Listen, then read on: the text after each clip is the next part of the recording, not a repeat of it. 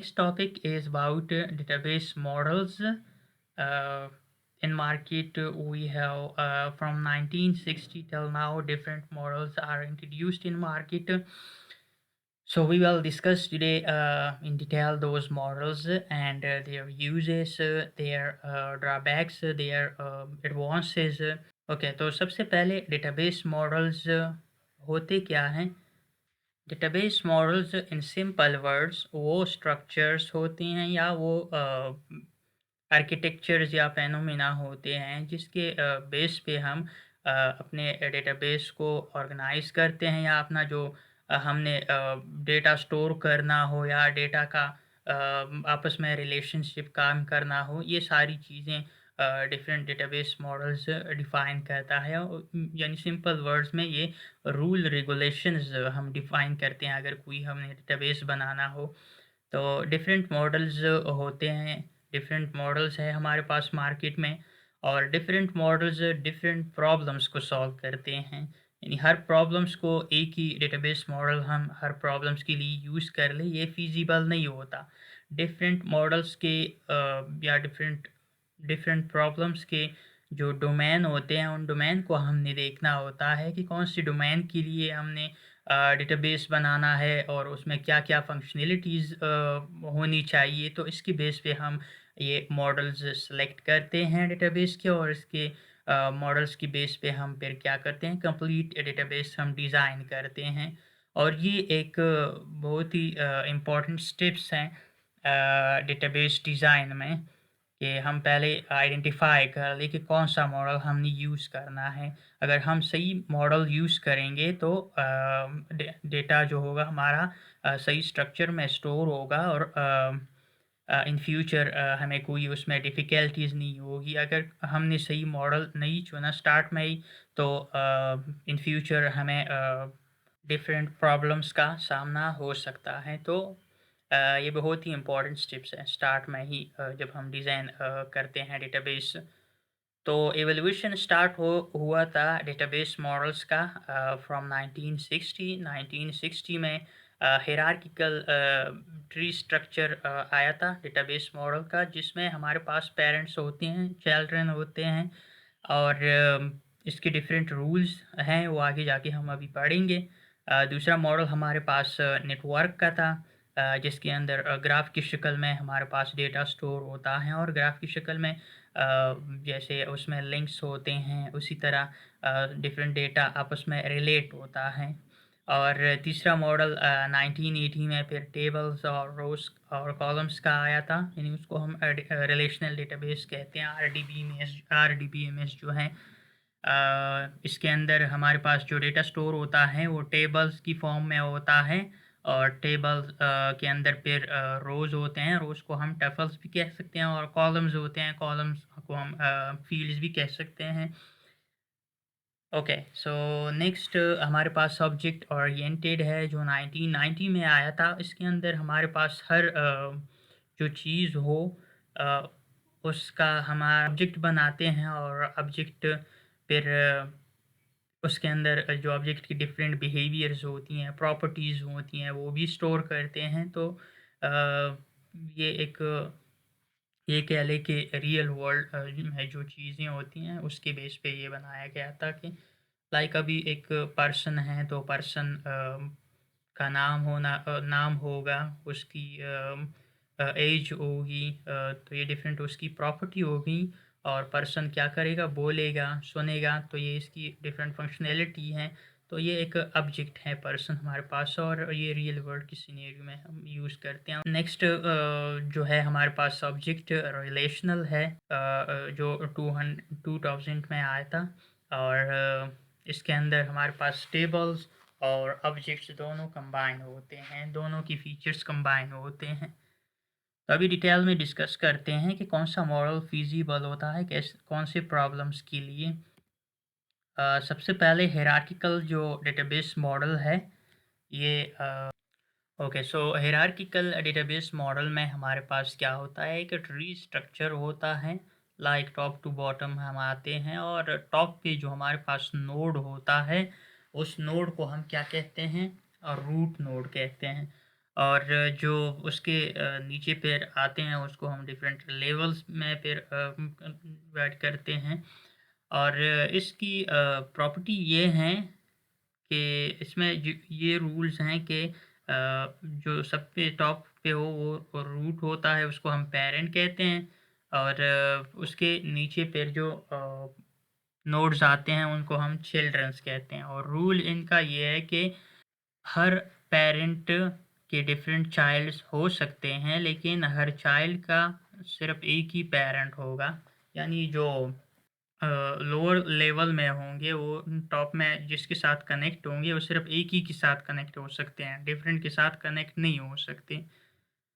Like हम यहाँ पे एग्जाम्पल ले लें ये स्कूल डेटाबेस का, कि एक स्कूल है, ये रूट नोड हो गया हमारे पास।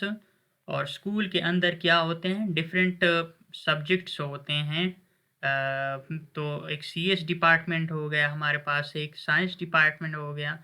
और ये दोनों क्या जो पेरेंट है वो स्कूल है, स्कूल के डिफरेंट चाइल्ड हो गए हैं, लेकिन साइंस भी इसी के साथ कनेक्ट है और सीएस डिपार्टमेंट भी इसी के साथ पेरेंट के साथ कनेक्ट है। तो जो रूट नोड है उसके साथ डिफरेंट नोड कनेक्ट हैं, लेकिन जो चाइल्ड नोड हैं वो एक ही पेरेंट के साथ कनेक्ट हैं। और इसी तरह सीएस डिपार्टमेंट के अंदर फिर स्टूडेंट्स हैं, एक अली है, एक सारा है। ये दोनों कनेक्ट हैं, रिलेट हैं किसके साथ, सीएस डिपार्टमेंट के साथ। अभी सारा सीएस डिपार्टमेंट के साथ कनेक्ट हैं तो वो साइंस डिपार्टमेंट के साथ कनेक्ट नहीं हो सकती। ये रूल है इसका कि पेरेंट के डिफरेंट चाइल्ड हो सकते हैं, लेकिन चाइल्ड के डिफरेंट पेरेंट्स नहीं हो सकते। इसी तरह ये साइंस डिपार्टमेंट में हम देख लें तो यहाँ पे भी जो चाइल्ड नोड हैं वो एक ही डिपार्टमेंट के साथ कनेक्ट हैं, दूसरे डिपार्टमेंट के साथ नहीं कनेक्ट हैं। तो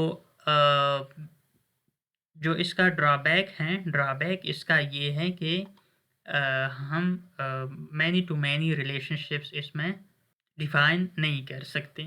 तो ये इसका ड्रॉबैक है और इसी वजह से ये अ, अभी मार्केट में बहुत कम यूज़ होता है, बहुत रेयर है।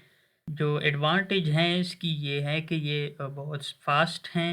अगर इसमें हम कोई सर्च करते हैं या कोई फंक्शन परफ़ॉर्म करते हैं बहुत फ़ास्ट होता है। लेकिन क्योंकि ये एक ट्री की शक्ल में होता है, नोड से हम स्टार्ट होते हैं और अगर हमें पाथ का पता हो कि स्टूडेंट कौन से डिपार्टमेंट में है, लेट्स से यहाँ पे हम डिस्कस कर लें कि स्टूडेंट साइंस डिपार्टमेंट में है, तो हमें सीएस डिपार्टमेंट में जाने की ज़रूरत ही नहीं, मतलब इस पे हम ट्राइवर्स ही नहीं करते।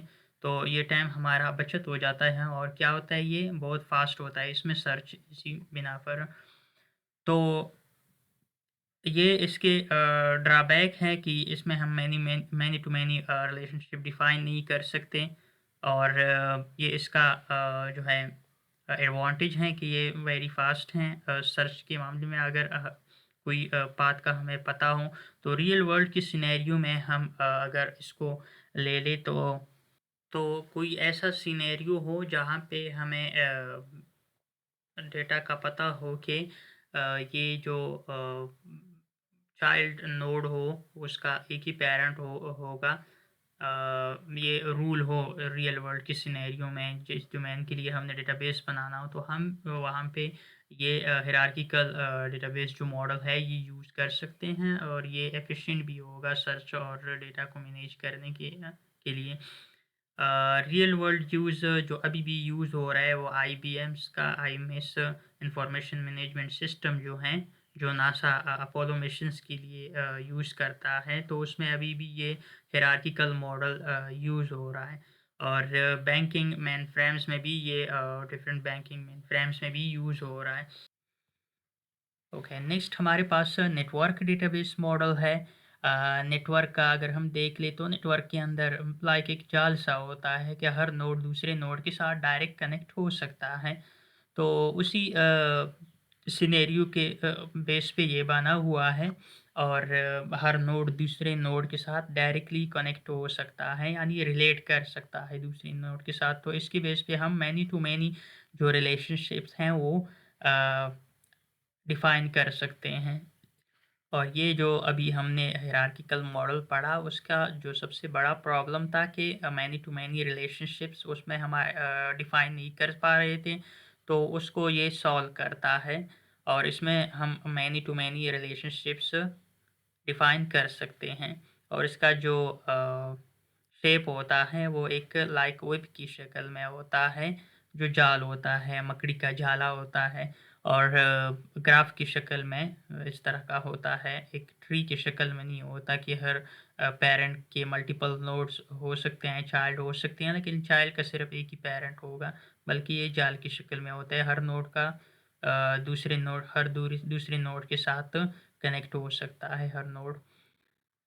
तो एक सिंपल एग्जांपल इसका ले लेते हैं कि लेट्स से हम स्टूडेंट और कोर्स का एग्जांपल ले लेते हैं कि मल्टीपल स्टूडेंट्स मल्टीपल कोर्सेज ले सकते हैं। तो इस सिनेरियो में जो स्टूडेंट्स की नोड्स हों वो डिफरेंट जो कोर्सेज की नोड्स हों उसके साथ डायरेक्टली कनेक्ट हो सकते हैं। लाइक यहाँ पे हम देख ले अली है, अली ने तीनों कोर्स लिए हुए हैं, डीबीएमएस भी लिया हुआ है, ऑपरेटिंग सिस्टम भी लिया हुआ है, मैथमेटिक्स भी लिया हुआ है और सारा ने सिर्फ एक लिया हुआ है, बिलाल ने भी एक लिया हुआ है। तो मल्टीपल स्टूडेंट्स हैं, मल्टीपल कोर्सेज हैं और मैनी टू मैनी रिलेशनशिप्स यहाँ पे हम मेंटेन कर रहे हैं। और हायरार्किकल मॉडल का जो प्रॉब्लम था वो ये कैसे सॉल्व कर रहा है कि यहाँ पे हम देख लिए अली ने क्या किया है कि मल्टीपल कोर्सेज में एनरोलमेंट की है। तो जो parent to child multiple many to many relationships थी वो यहाँ पे मेंटेन हो गई हैं, डिफाइन हो गई हैं।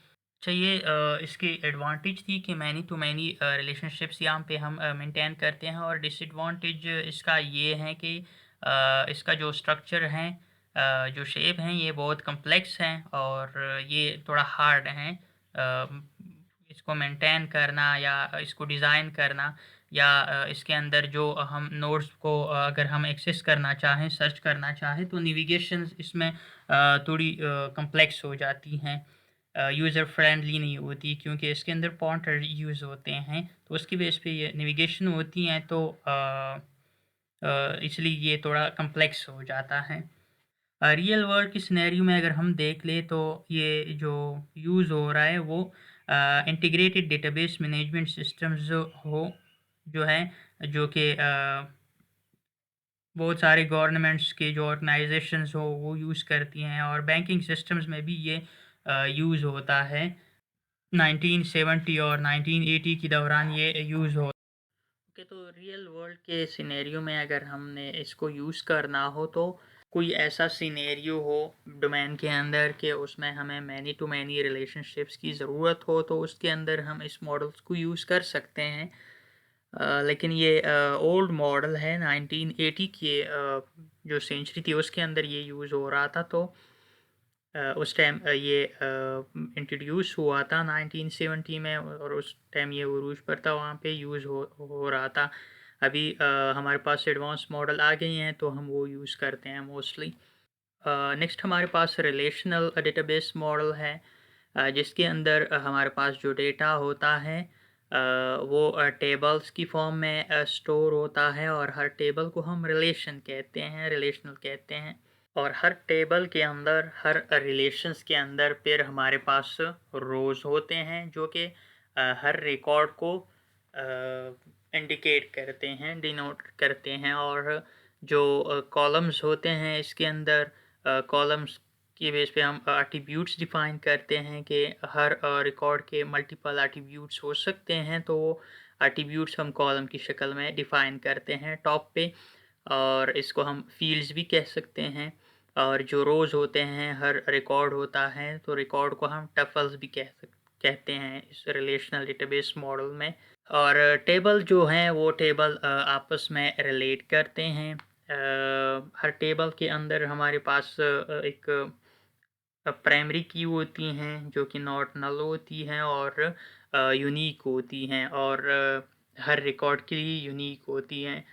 तो जब हमने रिलेशनशिप डिफ़ाइन करना हो तो हम क्या करते हैं कि जो जिस टेबल को हमने दूसरे टेबल के साथ रिलेट करना हो तो उसकी जो प्राइमरी की होती हैं वो दूसरे टेबल में हम यूज़ कर लेते हैं एज़ अ फॉरेन की, और इसके बेस पे हम दूसरे टेबल का डेटा जो होता है उसको रेफ़रेंस कर सकते हैं, उसको एक एज़ अ कॉन्टेक्स्ट डिफ़ाइन कर सकते हैं दूसरे टेबल में।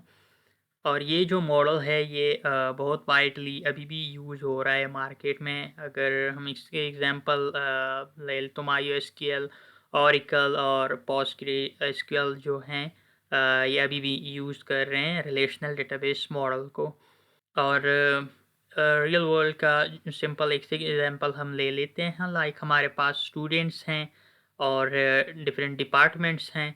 तो इनका डेटा अगर हमने स्टोर करना हो तो हम एक स्टूडेंट्स का टेबल डिफ़ाइन करते हैं। दूसरा हम डिपार्टमेंट का टेबल डिफ़ाइन करते हैं, और डिपार्टमेंट के अंदर डिफरेंट एट्रीब्यूट्स होंगे हमारे पास, लाइक डिपार्टमेंट की आईडी होगी, डिपार्टमेंट का नेम होगा, और स्टूडेंट्स की भी इसी तरह डिफरेंट एट्रीब्यूट्स होंगे, स्टूडेंट की आईडी और नेम, और जिस डिपार्टमेंट से वो बिलोंग करता है तो वो भी यहाँ पे हमने डिफ़ाइन किया है। तो डिपार्टमेंट का टेबल हमारे पास अलग हैं, और उस डिपार्टमेंट में अगर किसी डिपार्टमेंट को हमने रेफ़रेंस करना हो यहाँ पे, तो हम क्या करते हैं कि उसकी जो आईडी हो सिंपल वो हम यहाँ पे एज़ अ फॉरेन की यूज़ करते हैं, और कंप्लीट डेटा यहाँ पे लाने की हमें ज़रूरत नहीं होती। तो ये रिलेशनशिप इसमें इस तरह कायम होता है। और रिलेशनल डेटाबेस क्यों डोमिनेट कर गया मार्केट में? क्योंकि क्योंकि सबसे पहले तो जो इसका स्ट्रक्चर है हर कोई इजीली अंडरस्टैंड करता है उसको, यूज़र फ्रेंडली है, लाइक हर किसी को पता है कि रोज़ क्या होते हैं, कॉलम्स क्या होते हैं। जैसे कि ट्रेडिशनल लाइक एक्सेल वगैरह में यूज़ होते हैं, तो उसी तरह इसका भी स्ट्रक्चर सेम होता है, तो ईज़िली अंडरस्टैंडेबल है। और दूसरा ये कि यहाँ पे जो प्रीवियस हायरार्किकल और नेटवर्क मॉडल्स थे उसमें पॉइंटर्स वगैरह यूज़ होते थे, पाथ्स यूज़ होते थे, तो वो ज़्यादा कम्प्लेक्स थे एज़ कम्पेयर टू दिस। यहाँ पे हम सिंपली क्या करते हैं कि एसक्यूएल का लैंग्वेज यूज़ करते हैं जो कि स्टैंडर्ड लैंग्वेज है, और इसके अंदर हम वेयर की क्लॉज को यूज़ करके डायरेक्ट डेटा को एक्सेस कर सकते हैं ईज़िली। तो चौथा ये है कि ये डेटा इंडिपेंडेंस हैं, लाइक हम स्ट्रक्चर को इजीली चेंज कर सकते हैं। दोबारा हमें कंप्लीट प्रोग्राम राइटिंग की ज़रूरत नहीं होती।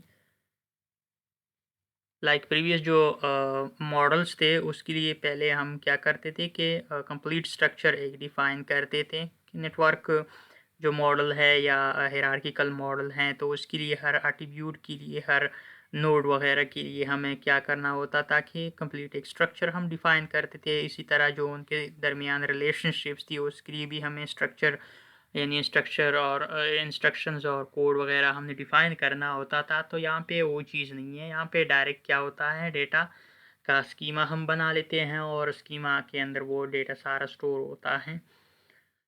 और रियल वर्ल्ड यूज़ अगर इसका हम देख ले तो अभी currently Facebook, Twitter, Oracle banks में यूज़ होता है। पोस्टफिश जो हैं ये डिफरेंट गवर्नमेंट ऑर्गेनाइजेशंस जो हैं उसमें यूज़ हो रहा है, और इसलिए ये मॉडल जो हैं अभी तक मार्केट में डोमिनेट कर गया है फ्रॉम 1980। ओके, नेक्स्ट हमारे पास ऑब्जेक्ट ओरिएंटेड मॉडल है और ऑब्जेक्ट रिलेशनल मॉडल है।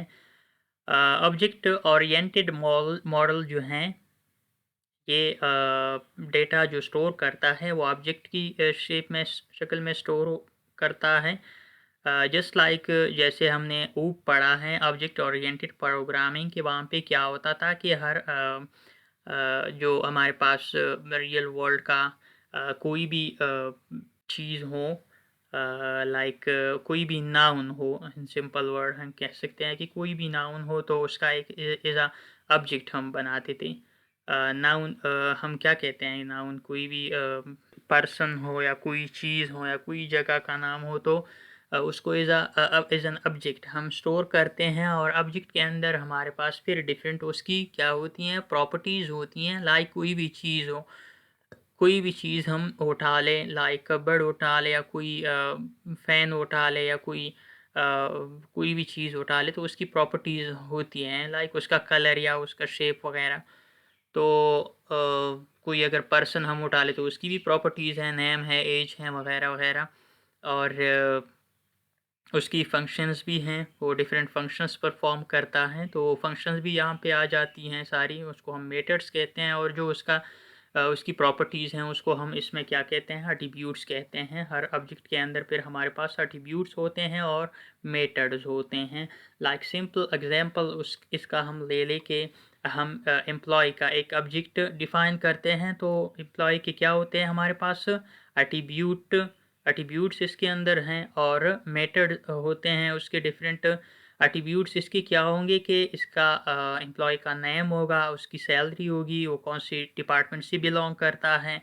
और मेथड्स इसके अंदर क्या होंगे कि एम्प्लॉय की सैलरी होगी, वो गेट कर सकता है, या और एम्प्लॉय की प्रमोशंस भी हो सकती हैं। वो प्रमोशंस के लिए हम मेथड डिफ़ाइन करते हैं, फंक्शन डिफ़ाइन करते हैं। और एक डिपार्टमेंट से दूसरे डिपार्टमेंट इसको हम ट्रांसफ़र भी कर सकते हैं।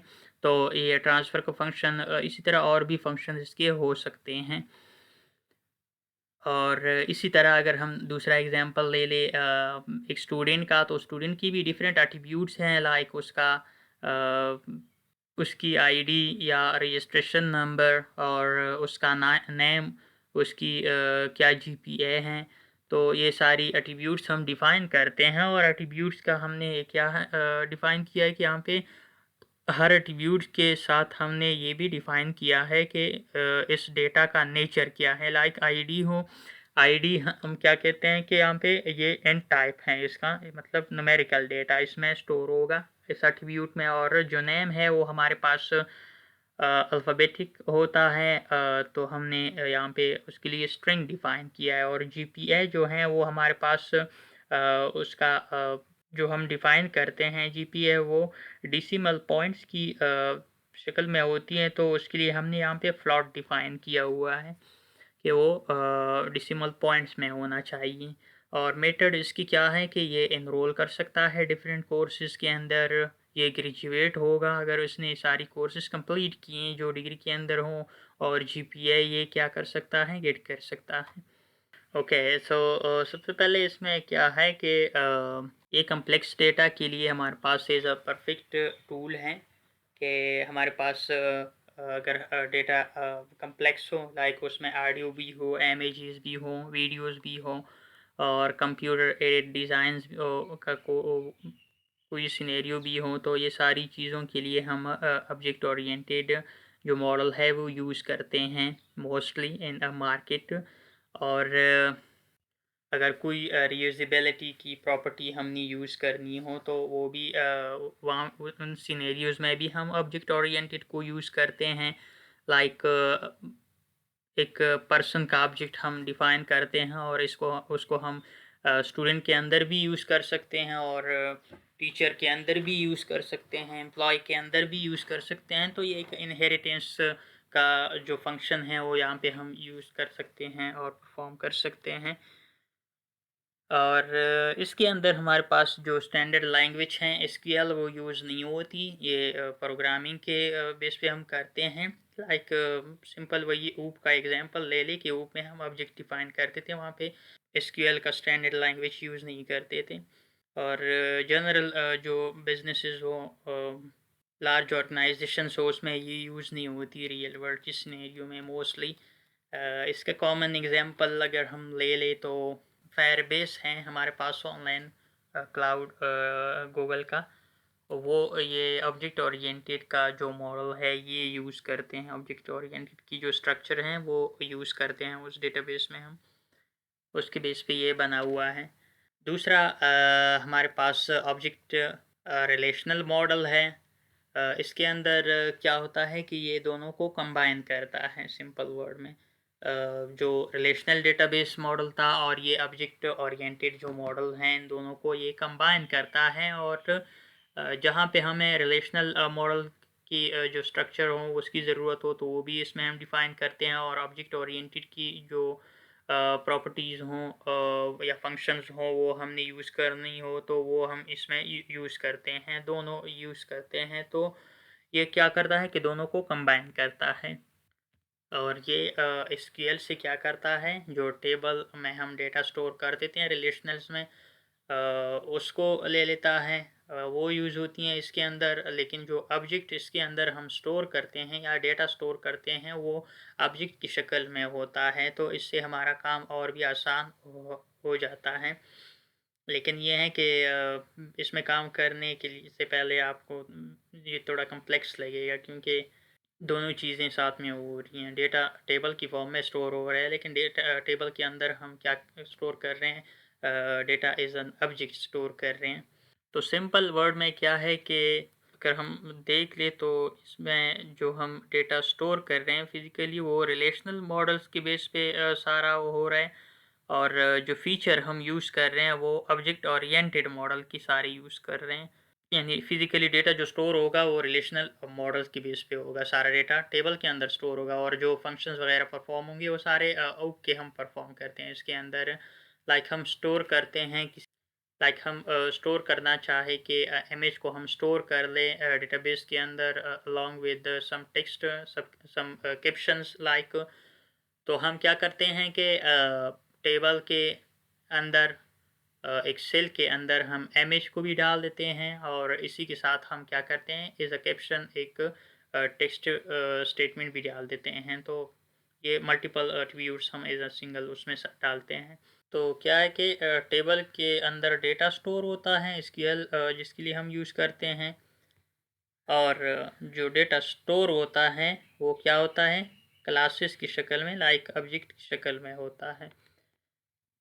तो अभी भी ये मॉडल जो हैं वो बहुत सारे बहुत ज़्यादा फेमिलियर हैं डेवलपर्स के अंदर। यानी डेवलपर्स मार्केट के अंदर डेवलपर्स इसको अभी भी बहुत ज़्यादा यूज़ कर रहे हैं। करंटली ये मॉडल बहुत ज़्यादा यूज़ होता है। अगर जो प्री डिफाइन जो टेम्पलेट्स होते हैं डिफरेंट सॉफ्टवेयर्स के जो ऑनलाइन पड़े हुए हैं, जिसको आप परचेज़ करते हो और अपने मुताबिक फिर उसमें चेंजेस करते हो, तो प्री डिफाइन जितने भी मेजॉरिटी जो प्री डिफाइन टेम्पलेट्स हैं उसके अंदर यही मॉडल यूज़ होता है। और ये क्या करता है कि डेटा को, जो कम्प्लेक्स डेटा हमारे पास हो, लाइक मल्टीपल एट्रीब्यूट्स हों उसके अंदर, के इमेजेस भी हों, जेसन फाइल भी हो और एरेज भी हों, ये सारा डेटा ईज़िली स्टोर करता है ये मॉडल। लाइक रिलेशनल का अगर हम एग्जांपल ले लें ना, रिलेशनल डेटाबेस के अंदर हम क्या करते थे कि एक सिंगल एट्रीब्यूट स्टोर करते थे, लाइक नेम हम स्टोर करते थे एक एट्रीब्यूट के अंदर। लेकिन यहाँ पे हम क्या कर रहे हैं कि इमेजेस भी स्टोर कर रहे हैं, जेसन फाइल भी कंप्लीट स्टोर कर रहे हैं और एरेज भी स्टोर कर रहे हैं, मतलब मल्टीपल चीज़ें हम स्टोर कर सकते हैं। और ये अभी भी क्या है कि पोस्ट एसक्यूएल और ओरेकल और आईबीएम में अभी भी ये यूज़ होता है। लेकिन रिलेशनल के कंपेयर ये बहुत इसका डिज़ाइन जो है कम्प्लेक्स होता है, तो जो फेमिलियर ना हो इसके साथ उनके लिए बहुत कम्प्लेक्स होगा ये दोनों के साथ जो फेमिलियर ना हो, जिसको ऑब्जेक्ट ओरिएंटेड भी आती हो और रिलेशनल डेटाबेस की जो फंक्शनैलिटीज़ हों वो भी आती हों, उसके साथ भी वो फ़ेमिलियर हों, तो उनके लिए ये ईज़ी हो जाता है फिर। अच्छा, ये जो ऑब्जेक्ट ओरिएंटेड हैं ये मॉडल कहाँ पे यूज़ हो रहा है, ये मोस्टली जो आजकल कंप्यूटर एडेड डिज़ाइंस हैं या कंप्यूटर एडेड मैन्युफैक्चरिंग हैं, इसमें यूज़ होता है, जिसमें हम डिफरेंट डिज़ाइन वगैरह करते हैं, डिज़ाइनिंग करते हैं। तो वहाँ पे ये यूज़ होता है उन स्ट्रक्चर्स में, उन टूल्स में। और मल्टीमीडिया के जो सिस्टम्स हैं उसमें भी यूज़ होता है। और दूसरा जो हमारे पास ऑब्जेक्ट रिलेशनल मॉडल है ये यूज़ हो रहा है पोस्ट एसक्यूएल में, जो कि एरेज वगैरह को भी सपोर्ट करता है और जेसन फाइल्स को भी सपोर्ट करता है। कस्टम कोई टाइप्स हमने डेटा का डिफ़ाइन करना हो तो वो भी सारा हम इसमें स्टोर कर सकते हैं। कस्टम टाइप्स लाइक कोई ऑब्जेक्ट वगैरह हमने क्लास डिफ़ाइन की तो क्लास कंप्लीट डेटा हम एज एन ऑब्जेक्ट एक ही टेबल के एक ही सेल में हम डायरेक्ट स्टोर करते हैं। ओके, तो डेटाबेस मॉडल्स हमने पढ़े, क्विकली इसको इसकी कंपैरिजन करते हैं, रिकैप करते हैं उसको। सबसे पहले हमने क्या पढ़ा, हायरार्किकल मॉडल पढ़ा, जिसके अंदर जो डेटा स्टोर होता है वो उसका स्ट्रक्चर क्या होता है, हमारे पास ट्री की शक्ल में होता है, और उसके अंदर हम many to many relationships define नहीं कर सकते। ये इसकी ड्रॉबैक थी। और जो लैंग्वेज उसके लिए यूज़ होती हैं वो नेविगेशनल लैंग्वेज होती हैं, लाइक वो प्रोग्रामेटिकली हम इसको डिफ़ाइन करते हैं कि कौन सा, अगर कोई ऑब्जेक्ट कोई नोड आपने एक्सेस करना हो तो आप क्या करते हैं, उसके लिए एक प्रोग्राम लिखते हैं, इंस्ट्रक्शन लिखते हैं, उसके बेस पे वो होता है। और ये बेस्ट हैं कौन सी सिनेरियो के लिए, ऐसी कोई सिनेरियो हो जहाँ पे जो डेटा हो वो पेरेंट टू ऑफस्प्रिंग डेटा हो हमारे पास रियल वर्ल्ड का, तो उसके लिए हम इसको यूज़ कर सकते हैं। कोई ऐसा डेटा हो कि उसकी सिनेरियो का हमें पता हो कि एक जो चाइल्ड होगा उसका एक ही पेरेंट होगा और हर पेरेंट के मल्टीपल चाइल्ड हो सकते हैं, तो ऐसे सिनेरियो में हम इसको यूज़ कर सकते हैं। और कॉमन एग्जांपल रियल वर्ल्ड इसका ये है कि IBM IMS information management system जो है वो अभी भी ये यूज़ कर रहा है।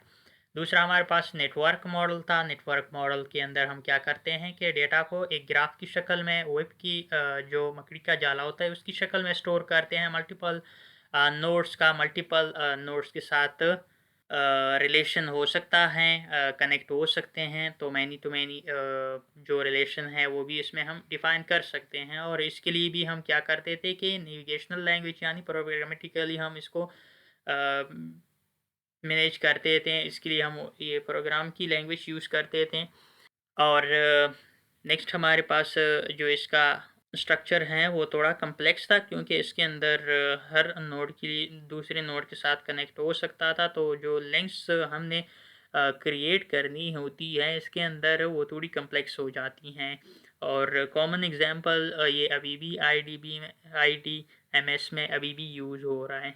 और नेक्स्ट रिलेशनल डेटाबेस मॉडल था हमारे पास। उसके अंदर हम क्या करते हैं कि डेटा को टेबल्स की फॉर्म में हम स्टोर करते हैं, और कोई भी रिलेशन हो उसको एज अ टेबल हम डिफ़ाइन करते हैं, और टेबल के अंदर रोज़ और कॉलम्स होते हैं। और इसके अंदर भी हम क्या करते हैं कि मैनी टू मैनी रिलेशनशिप्स कायम कर सकते हैं फॉरेन की को यूज़ करके। और इसके लिए हम कौन सा language, SQL standard query language हम यूज़ करते थे। और ये बेस्ट हैं डिफरेंट जो बिजनेस ऐप्स हैं हमारे पास, या जनरल यूज़ की कोई भी ऐप्स हो तो उसके लिए हम रिलेशनल डेटाबेस मॉडल यूज़ करते हैं।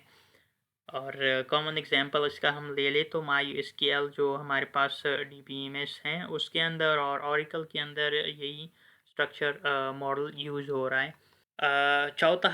तीसरा हमारे पास ऑब्जेक्ट ओरिएंटेड है। इसके अंदर जो स्ट्रक्चर होती हैं डेटा की स्ट्रक्चर होती हैं वो ऑब्जेक्ट्स की शक्ल में होती हैं। मतलब कोई डेटा, कोई चीज़ हमने स्टोर करनी हो तो वो हम एज एन ऑब्जेक्ट स्टोर करते हैं इसके अंदर।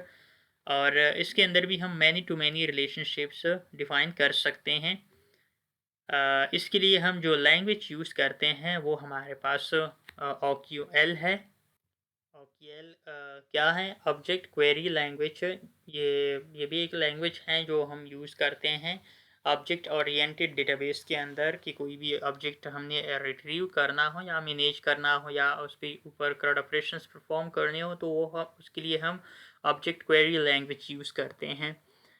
और ये कौन सी सिनेरियो के लिए बेस्ट हैं कि कोई मल्टीमीडिया वगैरह के लिए हमने डेटाबेस बनाना हो, या कोई टूल हमने कंप्यूटर एडेड डिज़ाइंस वगैरह का कोई टूल बनाना हो तो उसके लिए हम ऑब्जेक्ट ओरिएंटेड जो मॉडल है ये यूज़ करते हैं। या कोई भी अदर कम्प्लेक्स सिनेरियो हो तो उसके लिए हम ये यूज़ करते हैं।